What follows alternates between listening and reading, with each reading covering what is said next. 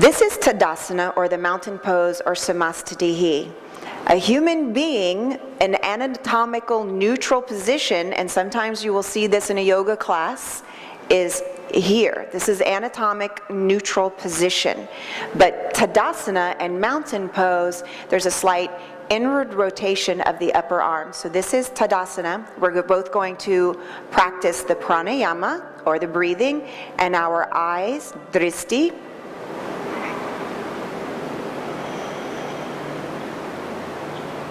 The foundation is the feet, the breath, and the eyes. How we're going to have the rest of the body, the principles of alignment, we're going to go through right now. So there are different types of postures that you have because of your body type, because of where you come from, because of your ethnicity. So please stand to the side. So some people jut their hips way forward. And some people stand with their chest up and buttocks back. And some people have both. So in Tadasana and mountain pose, or Samastitihi, you're strong like a mountain, or Samastitihi means equal standing, that everything is equal. And this brings our mind again to quiet and to the goal of yoga, which is samadhi, being in the position of the mountain, being in the position of equal standing. So we started with her feet. We have the four corners of the feet on the floor, the shins hugging in ever so slightly, equal weight between the front of the foot and the back of the foot. We do that by pressing the shins forward to weight the front of the foot, the thighs back to weight the back of the foot, and then finding somewhere in the middle. That should set your pelvis. This is your pelvis. This is your pelvis. That should set the pelvis. I did talk about the pelvis maybe being too far forward or too far back. So if your weight is equal, you might find yourself feeling very strange up at the top body. So to align your pelvis, for me to try to assist you to align your pelvis without a teacher now, I'm going to have many tricks to help you find this. We're going to start here in the middle of the room where you don't get to use any tricks. She's going to pull her lower belly in. Susanna's lovely and thin, has a lovely, lovely shape.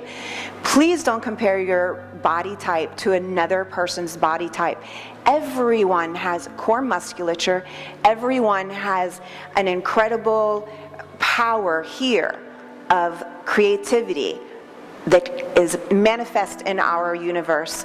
Yours exists here no matter what you think your body looks like. Please take your mind to this point and to the breath and to the foundation, and pull your lower belly gently in. Pull that creative center into alignment.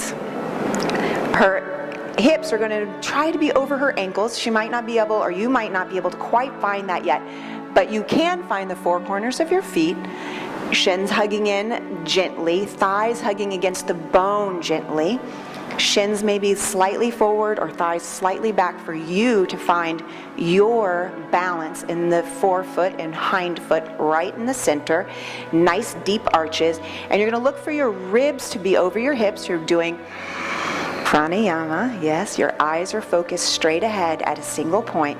She's going to try to get her ribs over her hips, her shoulders over her shoulders over her ribs, and ears over the shoulders. Then your middle finger, if you have a seam on the side of your pant, middle finger on the seam. If your neck is very tight, you've been working at a computer, you're going to feel tightness here, and your chin's going to pull up and forward. So if you're feeling that, take a deep breath and try to push the back of your head toward the wall. We're going to do this so many times. And if there's no wall and no CC there to put her finger to help you, I'm going to find a way that you find all of this without a teacher. You can do all of these amazing StepFlix videos because you understand where you are in space. Here's some more tricks to help you find yoga alignment with the principles of alignment for standing poses. The basic standing pose is samastitihi or tadasana, the mountain pose, equal standing. So we talked about how your posture may be not neutral, and ways to find a neutral posture. So if you're lying on your back, you have gravity to assist you. So we're going to start at the feet, even though that wouldn't be the foundation of a posture that you're lying down, because the foundation of the posture is what's touching the floor. So her whole body's touching the floor, but we're using this toward a standing position. So she's going to pretend like she has 4 feet against an invisible wall here. So if you're lying down, you're going to put your 4 feet against an invisible wall. At some point, if you want to actually put your feet against a wall to help you realize this, would be a very intelligent thing to do. She's going to press her heels backwards into the mat. That will be like pressing the 4 corners into the floor. She's going to press her heels down so strongly that if I take one toe and try to pick up her foot, it didn't come up. So that helps to bring energy to the legs. And so while you're lying there, really press your heels into the floor. As you're doing that, you're going to notice that your knees bend a little tiny bit. That's good. You do not want to lock your knees back, because if you try to lock your knees back, your heels will pop off, especially if you have big calves. So we want the heels pressing down. Now, don't press down so much. I wanted you to feel that. Take a little bit more of the ease in through pressing the heels, but keep your attention on creating the 4 corners of the feet towards this invisible wall. So as she's doing this, to do part of the standing position that you hug your shins together won't work lying down, but remember that for when we go to standing up. Pressing the inner thigh back toward the floor, that can happen. And when she does that, she will notice that the lower back lifts off the floor a little bit.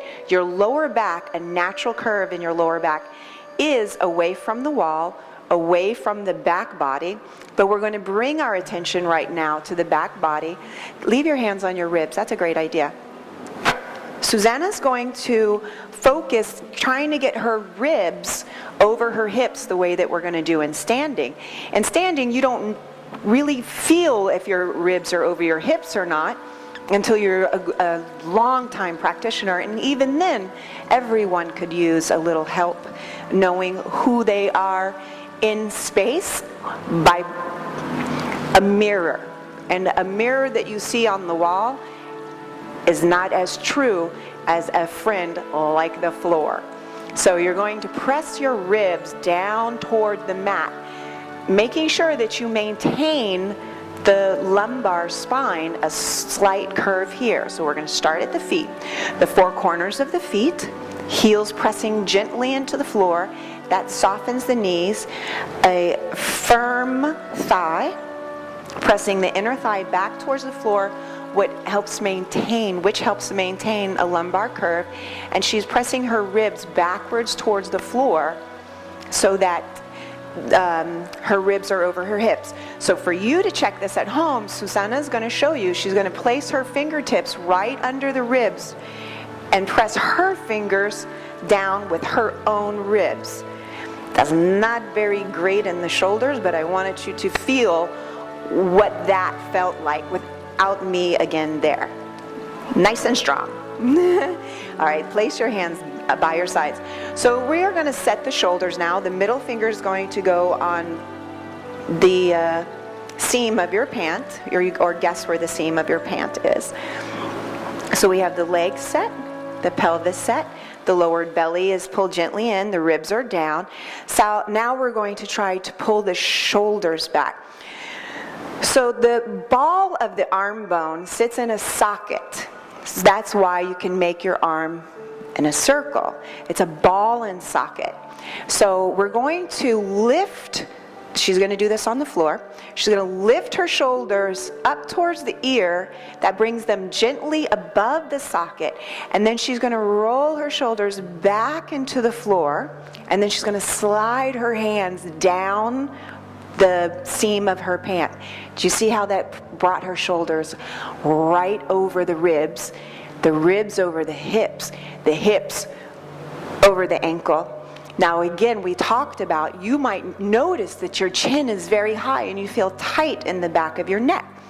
So this, we're going to try to get the chin aligned and press the ear back toward the floor.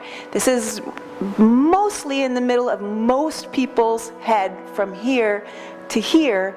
This would be about middle.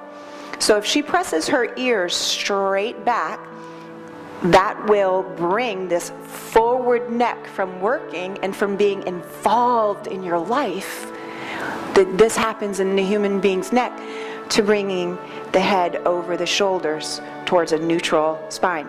So in the neck should be away from the floor. It's not flat.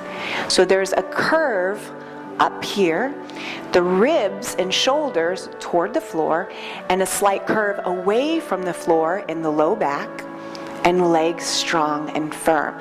So this is one of the ways to find a neutral spine for standing postures. This is one of the tricks, using the gravity of the floor.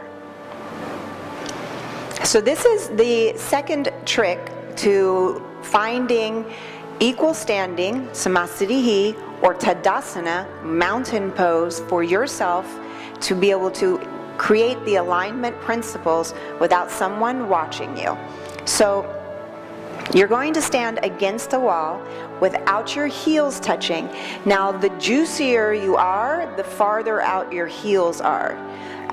So if you're feeling like the wall's going to knock you over, it's because your heels are too close to the wall. So standing against a wall, we're going to follow all of the same rules. First, pranayama, breathing. Eye focus, drishti. So you're focusing at something. Of course, you may be watching this, but when you're practicing, you're focusing at something as tall as your nose. So the four corners of the feet, middle toe straight ahead, a gentle hugging in of the shins to create a proper knee. You're going to weight the front of the foot by rocking the shins forward, and weight the back of the foot by rolling the inner thighs back. And once you get equal weight in the front and back of the foot and a nice arch, you have your feet in the correct position. You're going to press your behind against the mirror, and if you press your inner thighs back, it'll create a curve in your lumbar spine. And then we're going to look for the ribs to be over the hips. So your ribs are going to press back against the mirror. Another way to find out if your ribs are really pressed back against the mirror, you can take your hands and push back against your own hands. If that hurts your shoulders, don't do it. It's kind of a little weird place to put your shoulders in. So you can just try to press your ribs against the wall. And now we're going to lift the bone, the ball of the arm bone above the socket, press it back into the wall, and with the middle finger on the seam of your pants, you're going to let the shoulders come down. Your ears to be above the shoulder, you're going to press your head back toward the wall. Now, your head does not have to touch the wall in standing for you to be correct. We're going to show Susanna from the side. Her head is touching the wall, and that is not strange for her body type. If you really feel like your chin's moving up for your head to touch the wall, then your head does not touch the wall. You want your ears to push back towards the wall so that your chin stays level. So don't right now, don't let your head touch the wall. So let your head off the wall and push your shoulders back more, but not your head. That actually looks a little better. How does that feel? Good, good. Ribs back. Ooh, more. How's that feel? So when you have yoga alignment, when you are using the postural alignment principles, your pranayama, your breath, and your eye focused, you're going to say there's so much to think about. Your life is huge. You have to get up in the morning, brush your teeth, get the kids somewhere. You think about so many things all day long. Please, if we're going to practice our yoga, you're taking this time to focus your mind inside of your own being. It's taking the time to breathe into yourself. All of these things that you can bring your mind to in your everyday life, you're just pulling your senses inward toward you. This is really the goal. This is bringing you towards the goal of yoga, which is peace.